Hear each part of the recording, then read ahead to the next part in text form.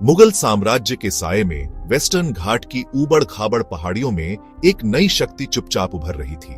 शिवाजी, जिनका जन्म 1630 में शिवनेरी किले में शाहजी और जीजाबाई के घर हुआ था। बड़े होकर उन्होंने पुराने नायकों की कहानियां सुनी और स्वराज्य यानी अपने राज्य का सपना देखा।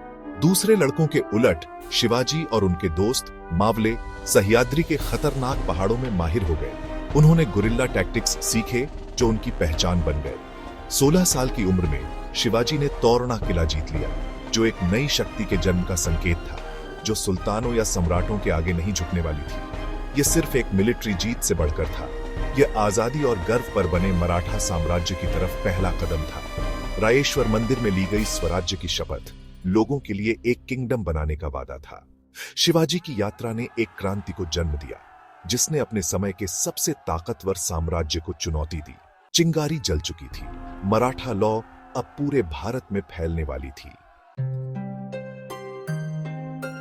शिवाजी महाराज जानते थे कि असली ताकत सिर्फ जीत में नहीं, बल्कि सही शासन में है। उन्होंने अष्टप्रधान मंडल की स्थापना की, जो 8 मंत्रियों की एक परिषद थी, जिसने सभी के लिए कुशल प्रशासन और न्याय सुनिश्चित किया।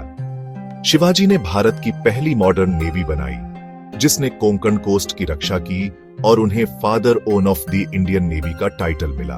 प्रतापगढ़ में अफजल खान के साथ उनका लेजेंडरी एनकाउंटर उनकी चालाकी और हिम्मत को दिखाता है, जिसने उन्हें एक लोकनायक बना दिया। शिवाजी के लैंड रेवेन्यू रिफॉर्म्स ने किसानों की रक्षा की और उन्होंने सामंती भूमि अनुदान को खत्म कर दिया। अधिकारियों को कैश में पेमेंट किया ताकि राज्य के प्रति वफादारी बनी रहे। मराठी और संस्कृत को बढ़ावा देकर उन्होंने एक अनोखी सांस्कृतिक पहचान को बढ़ावा दिया। 1674 में रायगढ़ में उनका राज्याभिषेक लाखों लोगों के लिए संप्रभुता और उम्मीद की घोषणा थी। शिवाजी की विरासत न्याय, रणनीति और गर्व की नींव थी, जिसने आने वाली पीढ़ियों तक मराठा साम्राज्य को आकार दिया। 1680 में शिवाजी की मृत्यु के बाद मराठों को अपनी सबसे बड़ी परीक्षा का सामना करना पड़ा, जब औरंगजेब ने अपनी सेना दक्कन पर छोड़ दी। शिवाजी के बेटे संभाजी महाराज ने बहादुरी से लड़ाई लड़ी, लेकिन उन्हें पकड़ लिया गया और मार दिया गया। फिर भी मराठा भावना बनी रही। यह युद्ध सिर्फ एक राजा का नहीं, बल्कि लोगों का संघर्ष बन गया। राजाराम महाराज ने राजधानी को झिंझी में बदल दिया, जिससे मुगलों को अनजान जमीन पर लड़ने के लिए मजबूर होना पड़ा। संताजी घोरपड़े और धनाजी जाधव जैसे कमांडरों ने मुगल सेनाओं को परेशान करने के लिए गुरिल्ला टैक्टिक्स का इस्तेमाल किया, जिससे युद्ध एक महंगा गतिरोध बन गया। राजाराम की मृत्यु के बाद महारानी ताराबाई ने प्रतिरोध का नेतृत्व किया, खोए हुए किलों को फिर से हासिल किया और अपने लोगों को प्रेरित किया। औरंगजेब दक्कन में मर गया, एक ऐसे युद्ध से हार गया जिसे वह जीत नहीं सका। मराठा उभरे, थके हुए लेकिन टूटे नहीं। लड़ने की उनकी इच्छा पहले से कहीं ज्यादा मजबूत थी। 27 साल के युद्ध ने साबित कर दिया कि स्वराज्य के मराठा सपने को कुचला नहीं जा सकता। साम्राज्य एक नए युग के लिए तैयार था। मुगल खतरे के कम होने के साथ मराठा शक्ति पेशवाओं, खासकर बाजीराव प्रथम के पास चली गई। केवल 20 साल की उम्र में नियुक्त हुए बाजीराव एक मिलिट्री जीनियस थे, जो दुश्मन के दिल पर हमला करने में विश्वास रखते थे। उनके बिजली की तरह तेज अभियानों ने हैदराबाद के निजाम को हराया, मालवा और गुजरात को जीता और दिल्ली के दरवाजे तक भी जा पहुंचे।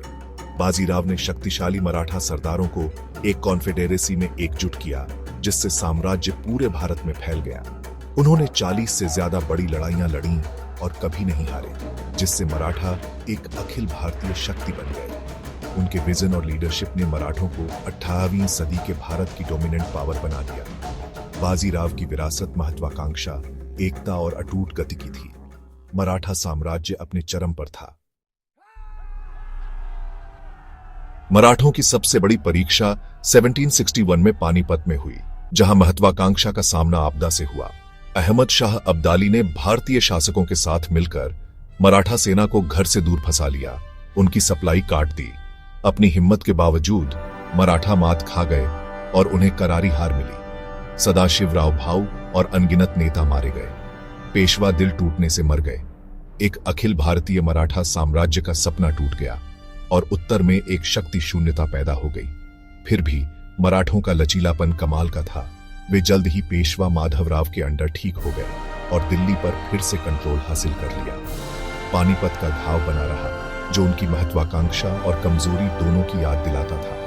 पानीपत ने भारतीय इतिहास का रुख बदल दिया, लेकिन इसने मराठा भावना को खत्म नहीं किया। साम्राज्य को नई चुनौतियों का सामना करना पड़ेगा।